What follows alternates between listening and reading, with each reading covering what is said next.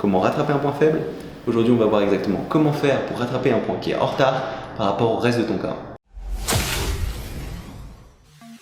Salut, c'est Nico et bienvenue dans l'épisode 25 de Questions Muscu, la mini-série dans laquelle je réponds à vos questions sur la musculation tous les jours. Et aujourd'hui, je réponds à la question de savoir comment faire pour rattraper un point faible. Parce que naturellement, de par ta génétique, tu auras certaines parties de ton corps, certains muscles qui seront plus ou moins forts et d'autres plus ou moins faibles. Et de façon générale, ça va pas forcément avoir énormément d'implications en termes d'entraînement. Mais parfois, ce qui peut arriver, c'est qu'il y a certains muscles qui soient beaucoup plus forts que d'autres. Et parfois, si tu veux pas créer des équilibres, tu seras obligé d'adapter ton entraînement pour réussir à rattraper ces points faibles. Après, si jamais tu as des problèmes de symétrie, un bras plus gros que l'autre, un pectoral plus gros que l'autre, ce sera une autre affaire. Et j'ai déjà fait une petite vidéo là-dessus que tu peux consulter ici. Mais dans cette vidéo, on va vraiment voir comment faire pour rattraper un muscle qui est en retard par rapport au reste de ton corps. Donc par exemple, si jamais tes bras sont en retard, si tes pectoraux sont en retard, ou si tes jambes sont en retard. Comment tu vas faire concrètement pour adapter ton entraînement et rattraper ce retard? Alors tout d'abord, le premier facteur sur lequel tu peux jouer pour rattraper un point faible, ça va être la fréquence d'entraînement. Donc typiquement, la plupart du temps, en augmentant ta fréquence d'entraînement, ça te permettra de mieux stimuler la partie en question, de lui donner plus de volume d'entraînement et de lui permettre de reprendre de la masse par rapport à l'ensemble du reste de ton corps. Donc par exemple, si jamais tu entraînes tes pectoraux qu'une seule fois par semaine, tu peux passer à 2 à 3 fois par semaine pour réussir à mieux stimuler ces pectoraux. Mais en fait, cette question de la fréquence d'entraînement, elle peut marcher dans les deux sens. Parfois, trop entraîner une partie du corps, ça peut entraîner un ralentissement de cette partie. Donc ce que tu peux faire, au contraire, si tu entraînes déjà très fréquemment cette partie et que tu n'as pas eu vraiment de résultat, c'est au contraire diminuer la fréquence d'entraînement pour ce muscle en question. Et ça n'a rien d'absurde, parce que ton muscle, il se construit pendant le temps de repos. Donc si tu le stimules trop souvent, ça peut vraiment l'empêcher de progresser. Et moi par exemple, pendant longtemps, je travaillais mes pecs 2 fois par semaine. Et ce dont je me suis rendu compte en fait, c'est que pour être vraiment efficace, il valait mieux que je passe à un entraînement tous les 5 jours. Et au début, mon premier réflexe a été d'augmenter la fréquence d'entraînement, alors que pour vraiment progresser, il m'a fallu au contraire la diminuer. Donc c'est pas toujours intuitif et dans la plupart des cas, tu auras plutôt intérêt à augmenter la fréquence d'entraînement. Par exemple, si tu t'entraînes une fois tous les 7 jours, une fois tous les 5 jours, passer à une fois tous les 2-3 jours, ça peut changer pas mal de choses. Mais si tu as déjà essayé ces formats-là et que tu n'as pas eu vraiment de résultat, tu n'as rien à perdre, essaye d'écarter un petit peu des entraînements et tu verras parfois s'entraîner moins souvent, ça peut t'aider à relancer ta progression. Le deuxième gros point qui te permettra de rattraper un point faible, ce sera de prioriser ce point faible. Et ça va consister en 2 principales mesures. La première chose que tu peux faire, c'est essayer de systématiquement travailler ce muscle en début de séance. Quand tu as le plus d'énergie, quand tu es le plus frais à la fois physiquement et mentalement. Parce que c'est là où tu arriveras à mieux te donner plus en profondeur et du coup mieux stimuler ce muscle. Donc par exemple, si tu travailles toujours tes bras en fin de séance, ce sera très dur de les faire progresser et rien que le fait de les faire passer en début de séance, ça peut t'aider à relancer ta progression. Donc notamment si tu t'entraînes en full body, il faudra faire attention si tu as des points faibles à faire en sorte de ne pas toujours les avoir vers la fin de ton entraînement. Après, si tu t'entraînes en split, ce que tu peux carrément faire, c'est dédier une séance aux muscles en question. Donc par exemple, toujours en prenant l'exemple des bras, il y a beaucoup de personnes qui vont les travailler en même temps qu'un autre gros muscle. Par exemple, faire des séances pectoraux triceps ou dorso-biceps et jamais les travailler par eux-mêmes. Et ça peut être une vraie cause de régression. Et ça peut être vraiment intéressant pour relancer cette progression de dédier une séance entièrement aux bras. Pas seulement de mettre les bras en début de séance, mais de carrément faire une journée où tu travailleras que les bras. Et ça te permettra de bien concentrer ton énergie sur ce point faible et de réussir à progresser plus efficacement. Ensuite, par priorisation, ce que j'entends aussi, c'est diminuer le travail sur les autres muscles. Parce que si tu veux vraiment progresser sur un muscle particulier, il faudra que tu alloues un maximum de ressources à ce muscle-là. Et ça peut être vraiment intéressant de diminuer ton travail sur les autres muscles pour que ton corps alloue plus de ressources à ce point faible.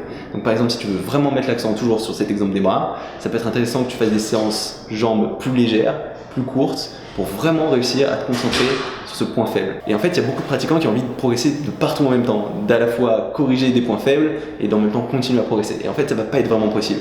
Si tu veux vraiment réussir à progresser d'un côté qui pose, surtout si c'est un côté qui pose problème, ce qu'il faudra que tu fasses, c'est que tu diminues un petit peu l'intensité sur les autres parties de ton entraînement pour pouvoir relancer cette intensité dans la partie qui te pose le plus de problèmes.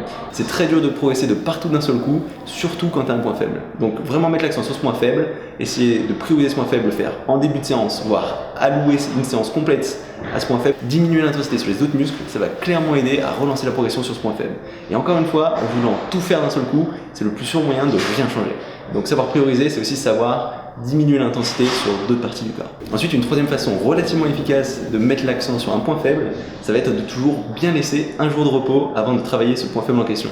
Comme ça, tu arriveras en étant complètement reposé, que ce soit d'un point de vue nerveux et d'un point de vue musculaire, et tu pourras allouer un maximum de ressources sur cette partie qui te pose problème. Parce que encore une fois, tu n'as pas des ressources illimitées. Quand tu veux construire du muscle à un endroit, ça va te demander un certain nombre de ressources que tu ne pourras pas forcément mettre ailleurs. Et en laissant un jour de repos avant, tu t'assures d'avoir un maximum de ressources à ta disposition pour les investir dans ce point faible. Donc en plus de commencer par ce muscle, faire une séance sur ce muscle, de diminuer un peu l'intensité ailleurs, ce que tu peux aussi faire, c'est t'assurer d'être toujours bien reposé avant d'attaquer ce muscle. Et ce que je te conseille de faire, c'est de prendre un jour de repos complet, sans aucun entraînement, avant cette séance où tu veux travailler ton point faible. Et enfin, une quatrième technique dont je voulais te parler, c'est l'utilisation de rappels. En fait, un rappel, ça va être une petite séance qu'on va faire dans la foulée de la première, soit quelques heures après, donc si tu t'entraînes le matin, le soir, soit carrément le lendemain, où on va retravailler ce muscle, mais sous un autre angle d'attaque, pour réussir à complètement fatiguer ce muscle et aller vraiment en profondeur.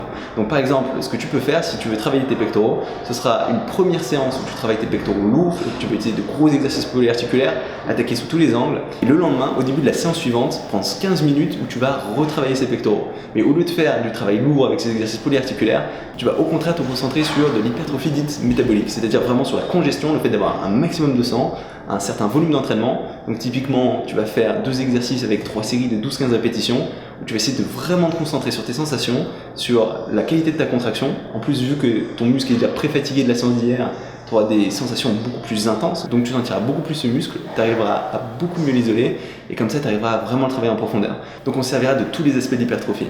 Grâce à la séance où tu mets lourd, tu vas créer des micro-déchets en profondeur dans le muscle, et le lendemain, grâce à cette hypertrophie métabolique, avec plus de volume, tu bénéficieras plus de cette hypertrophie de congestion liée à l'accumulation d'acide lactique et de sang dans le muscle en question. Et en faisant comme ça un rappel, soit le lendemain, soit le jour même, si tu es prêt à aller 2 fois dans la journée à la salle, donc par exemple t'entraîner le matin lourd et le soir en volume, tu arriveras à vraiment travailler complètement ce muscle.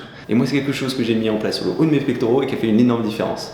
Donc en gros, ce que j'ai fait, c'est une première séance vraiment lourde, et le lendemain, en général c'était ma séance dos, et au début de ma séance dos, je prenais 15 minutes pour faire ces 2 exercices à la poulie, donc souvent des écartés à la poulie et des écartés du bas vers le haut pour travailler vraiment ce haut de pec, en se concentrant bien sur la contraction à la poulie avec pas mal de volume. J'ai aussi à directement voir la différence.